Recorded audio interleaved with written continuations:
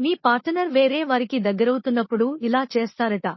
ఈ రోజు మనం చాలా ముఖ్యమైన అంశం గురించి మాట్లాడుకోబోతున్నాము. నేటి కాలంలో రిలేషన్స్ ఫెయిల్ అయిపోవడం కామన్. చాలా మంది ఇష్టంగా పెళ్లి చేసుకున్నా అది చాలా కాలం ఉండడం లేదు. ఇష్టపడి పెళ్లి చేసుకునేవారు దూరమవ్వడానికి ముఖ్య కారణాల్లో అక్రమ సంబంధాలు.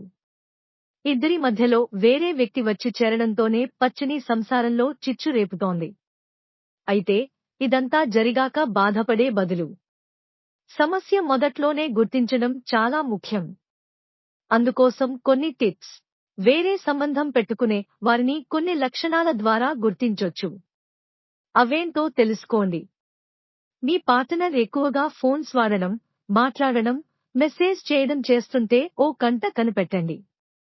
ఫోన్ వాడే అందరూ తప్పు చేసినట్టు కాదు. పని ఉండి కూడా వాడుతుంటారు.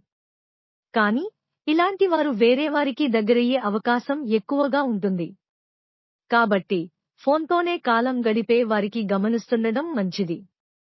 కపుల్స్ మధ్య చిన్న చిన్న సరదాలు ఎప్పుడూ ఉంటూనే ఉంటాయి. ముద్దు పెట్టుకోవడం, కౌగిలించుకోవడం, ప్రేమగా మాట్లాడడం. కాని వారు వేరే వారికి దగ్గరవుతుంటే ఇలాంటివి కరువైపోతాయి.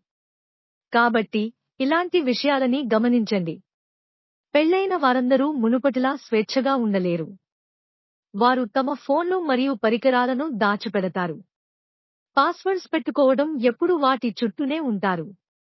సో ఇలాంటివి చేసినా కాస్త అనుమానించాల్సిందే. మీ భాగస్వామి మీతో సమయం గడపడానికి ఇష్టపడకపోతే, వారు పనిలో ఒంటరిగా ఉన్నప్పుడు వారు దూరంగా ఉన్నట్లు కూడా మీరు గమనించవచ్చు. అలాగే వారు మీ నుండి ప్రేమతో దూరం అవుతారు. దీంతో అనేక సమస్యలు తలెత్తుతున్నాయి. అందువల్ల అలా చేస్తుంటే జాగ్రత్తగా ఉండటం చాలా ముఖ్యం.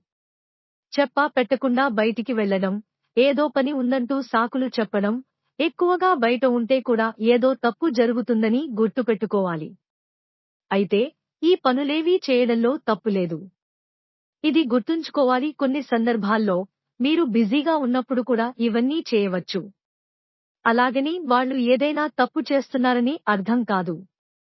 కొంతకాలంగా ఏదైనా జరుగుతూ ఉంటే సమస్య పరిష్కారమయ్యే వరకు కూర్చుని మాట్లాడుకోవడం మంచిది. ఈ వీడియో మీకు నచ్చిందని అనుకుంటున్నాను. లైక్ చేయండి, షేర్ చేయండి మరియు కామెంట్ చేయండి.